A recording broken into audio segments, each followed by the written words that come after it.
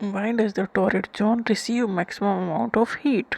Torrid zone receive करता है maximum amount of heat. Torrid zone है कहाँ, पहली बात तो ये। तो टॉरिड जोन अर्थ का वो पार्ट है जो सबसे ज़्यादा सन की हीट को लेता है।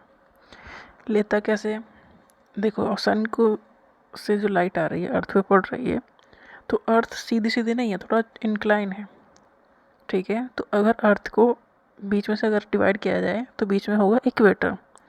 इक्वेटर अर्थ को इक्वल हाफ में तोड़ देगा। ये एक इक्वेटर एक इमेजिनरी लाइन है जो अर्थ को डिवाइड करता है northern hemisphere and southern hemisphere में, मतलब ऊपर नॉर्थ नीचे साउथ, बीच में एक लाइन होगी, उसे कहते हैं इक्वेटर, ठीक है।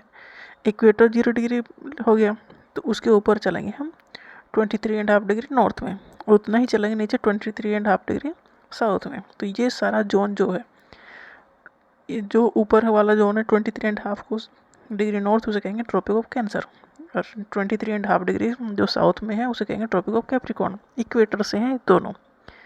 तो इक्वेटर से ऊपर ट्रॉपिक ऑफ कैंसर तक और इक्वेटर से नीचे ट्रॉपिक ऑफ कैप्रिकॉर्न तक जो सारा जोन है वो है टॉरिड जोन।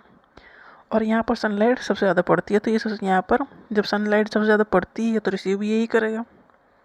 तो torrid zone receive maximum amount of heat because the sun shine perpendicular between Tropic of Cancer and Tropic of Capricorn. Tropic of Cancer समझ में आ गया कहाँ है, इक्वेटर के ऊपर है नॉर्थन हेमिस्फीयर में, कितने पर 23.5 डिग्री नॉर्थ।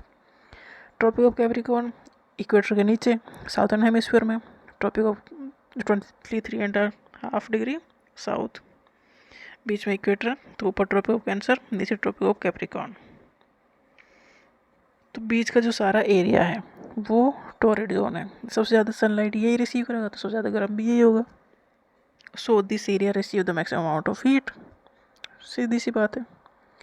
और टॉरिड जोन के ऊपर होता है टेम्परेट जोन, जो कम हीट रिसीव करेगा। उसके ऊपर होता है फ्रीज जोन, जो नॉर्थ पोल और साउथ पोल पे होता है, तो वहाँ तो एकदम बर्फ़ ही जमी रहेगी। तो टॉरिड जोन ही वो जोन है अर्थ का जहाँ पर सबसे ज़्यादा गर्मी होती है।